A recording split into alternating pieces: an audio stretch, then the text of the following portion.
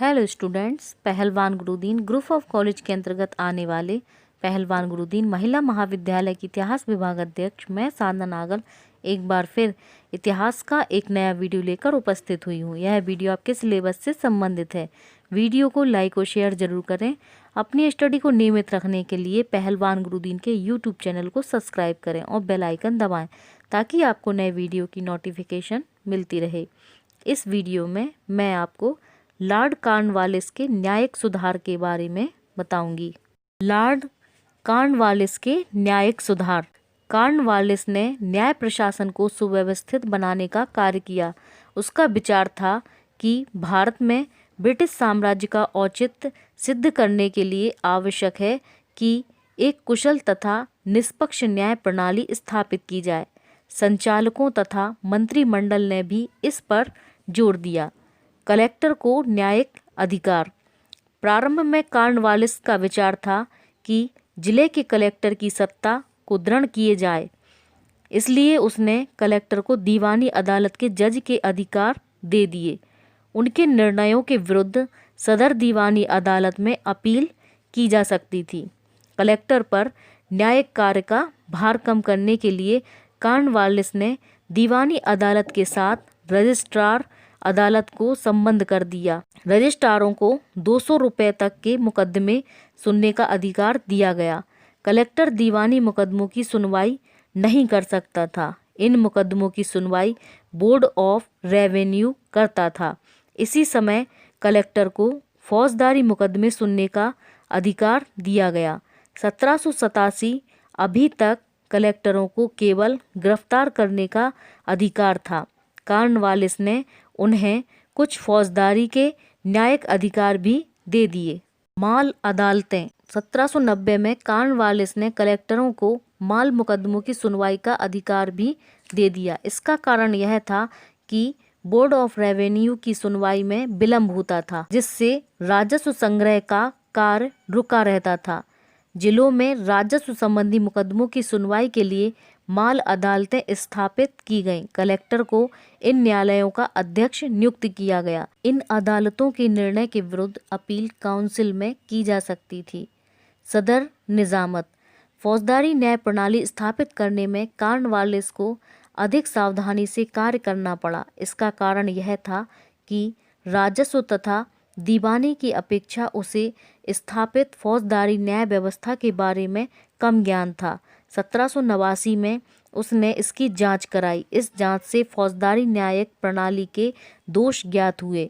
उसने देखा कि मुस्लिम कानून में कई दोष थे और फौजदारी न्यायालय का गठन भी दोषपूर्ण था। फौजदारी न्याय व्यवस्था पूर्ण रूप से भारतीय जजों के हाथों में थी। कॉर्नवालिस को भारतीयों की योग्यता तथा निष्पक्षता में विश्वास नहीं था।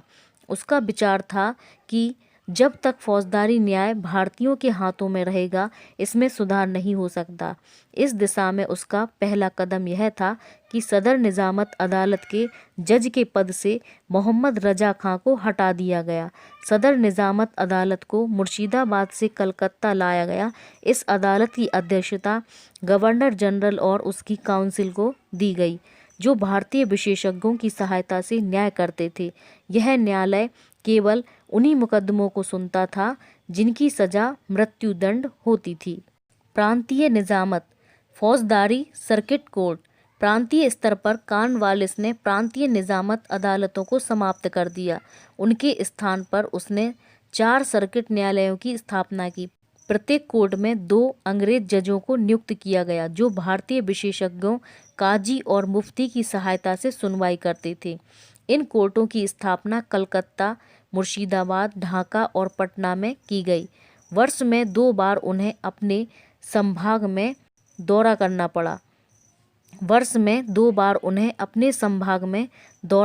पड़ा। था। दोनों जज अलग अलग जिलों का दौरा करते थे। इसके साथ कलेक्टरों के फौजदारी अधिकारों में वृद्धि कर दी गई। उनको अधिकार दिया गया कि कोर्ट में मुकदमे से संबंधित अभियुक्त को बंदी गृह में रखें और कोर्ट की आज्ञा के अनुसार उसे दंड दें। उसका उत्तरदायित्व था कि कोर्ट के समक्ष वह अभियुक्तों को प्रस्तुत करे। इस प्रकार फौजदारी न्याय व्यवस्था उसने अंग्रेजों को सौंप दी। इस परिवर्तन को करने में उसका उद्देश्य उसी प्रकार का विधि शासन स्थापित करना था जैसा इंग्लैंड में था। जिलों में मजिस्ट्रेटों को छोटे फौजदारी मुकदमों के निर्णय का अधिकार दिया गया। इससे छोटे अभियोगों का निर्णय करने में आसानी हो गई। अगर इन छोटे अभियोगों का निर्णय अधिकार मजिस्ट्रेटों को ना दिया जाता तो इनकी सुनवाई में बहुत विलम्ब होता, क्योंकि सर्किट कोर्ट वर्ष में केवल 2 बार दौरा करते थे। फौजदारी कानून। कॉर्नवालिस ने फौजदारी न्यायालयों का संगठन कर दिया, लेकिन फौजदारी कानून में सुधार करना एक कठिन काम था। फौजदारी न्यायालयों में काजी न्यायाधीश होता था और मुफ्ती न्याय की व्याख्या करता था। निर्णय तथा प्रक्रिया दोनों मुस्लिम कानून के अनुसार थी। इस कानून में कई दोष थे। हत्या के प्रत्येक मामले में मृत्युदंड नहीं दिया जाता था। मृत्युदंड तभी दिया जा सकता था जब हत्या किसी नुकीले हथियार से की गई हो और मृतक का खून निकला हो। अगर मृतक की हत्या पानी में डुबोकर या गला घोंटकर की गई हो तो मृत्युदंड नहीं दिया जा सकता था। मुस्लिम कानून में प्रावधान था कि मृतक का निकट संबंधी हत्यारे से धन लेकर उसे क्षमा कर सकता था। गवाही कानून में भी कई दोष थे। जैसे डाकू को सजा देने के लिए 2 गवाहों की आवश्यकता होती थी, लेकिन गवाह नहीं मिलते थे क्योंकि डाकू प्रत्यक्षदर्शियों को मार डालते थे। उनके आतंक के कारण भी गवाह नहीं मिलते थे। 2 गैर मुसलमानों की गवाही एक मुसलमान गवाह के बराबर मानी जाती थी। एक पुरुष की गवाही 2 स्त्रियों के बराबर मानी जाती थी।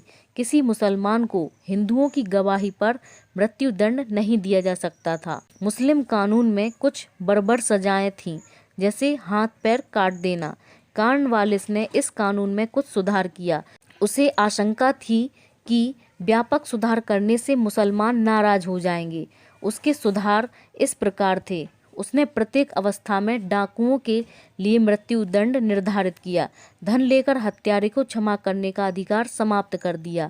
गवाही के मामलों में हिंदू मुसलमान स्त्री पुरुष सभी को बराबर कर दिया। हाथ पैर काटने की सजा बंद कर दी गई। इसके स्थान पर जेल की सजा दी जाने लगी। गरीब गवाहों को न्यायालय तक आने के लिए उसने मार्ग व्यय देने की व्यवस्था भी की, जिससे कोई अभियुक्त गवाही के अभाव में छूट न जाए। दीवानी न्यायालय एवं कानून। 1787 में कॉर्नवालिस ने कलेक्टरों को दीवानी अदालत का जज नियुक्त किया था। 1793 में उसने राजस्व प्रशासन तथा न्याय प्रणाली को पृथक कर दिया। 1787 में उसने मितव्ययिता के कारण कलेक्टर को दीवानी अधिकार दिए। 1790 में कॉर्नवालिस ने देखा कि कलेक्टर की शक्ति अत्यधिक बढ़ गई थी और वह व्यावहारिक रूप से स्वतंत्र शक्ति था। अतः उसने कलेक्टर की शक्ति कम करने के लिए 1793 में कलेक्टर के न्यायिक अधिकार समाप्त कर दिए। बोर्ड ऑफ रेवेन्यू का भी माल मुकदमों को सुनने का अधिकार समाप्त कर दिया गया। इसके बाद ही जिलों की माल अदालतों को भी समाप्त कर दिया गया। 1793 में माल मुकदमों को जिले की दीवानी अदालतों को दे दिया गया। जिले की दीवानी अदालतों से कलेक्टर को हटा दिया गया। अब इन अदालतों में सिविल जजों को नियुक्त किया गया। इन्हें जिला अदालत कहा गया और समस्त दीवानी कार्य इनको दे दिया गया। जिला अदालतों के ऊपर 4 प्रांतीय अदालतें कलकत्ता, मुर्शिदाबाद, ढाका और पटना में स्थापित की गईं, जो जिला अदालत के निर्णय के विरुद्ध अपील सुनती थीं। प्रांतीय अदालतों के निर्णय के विरुद्ध अपील सदर दीवानी अदालत सुनती थी। इसका अध्यक्ष गवर्नर जनरल होता था तथा अन्य जज काउंसिल के सदस्य होते थे। इन अदालतों की धन सीमा भी निश्चित कर दी गई। प्रांतीय अदालत 1000 तक के मुकदमे में, सदर अदालत 50,000 तक के मुकदमों में अंतिम फैसला कर सकती थी। 50,000 से अधिक के मुकदमों की अपील प्रिवी काउंसिल सुनती थी। प्रांतीय न्यायालयों में अंग्रेजों को जज नियुक्त किया गया। उन्हें सर्किट कोर्ट का भी न्यायाधीश बनाया गया। इस प्रकार प्रांतीय स्तर पर दीवानी तथा फौजदारी दोनों न्याय प्रणालियों को एक ही जज के हाथों में सौंप दिया गया। कलेक्टर तथा अन्य सभी कर्मचारियों को इन अदालतों के नियंत्रण में कर दिया गया। कंपनी के इन कर्मचारियों पर उनके शासकीय कार्यों के लिए मुकदमा चलाया जा सकता था। अगर कंपनी किसी संपत्ति के मुकदमे में एक पक्ष है तो उस मुकदमे की सुनवाई ये अदालतें करेंगी। कॉर्नवालिस ने ये प्रावधान इसलिए किए थे जिससे कलेक्टर या कंपनी के अन्य कर्मचारी भारतीयों पर अत्याचार न कर सकें। उसने उच्च योग्यता के व्यक्तियों को जज के पदों पर नियुक्त किया। इस प्रकार व्यापार विभाग सामान्य विभाग के साथ अब न्याय विभाग एक तीसरा विभाग बन गया। जिला अदालत में एक ही जज को दीवानी तथा फौजदारी के अधिकार दिए गए थे। इस पद पर अंग्रेजों को नियुक्त किया गया था। जिला अदालत के नीचे रजिस्ट्रार की अदालत थी जो 200 रुपये तक के मुकदमे सुनता था। रजिस्ट्रार के नीचे छोटी अदालतें स्थापित की गई थीं। इनके अध्यक्ष को कमिश्नर कहा जाता था। उन्हें 50 रुपये तक के मुकदमे सुनने का अधिकार था।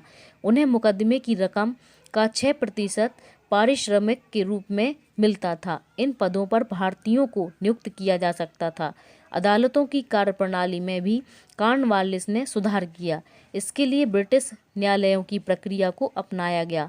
मुकदमों की पैरवी करने वाले वकीलों को लाइसेंस लेना अनिवार्य किया गया। साथ ही उनकी फीस भी निश्चित कर दी गई।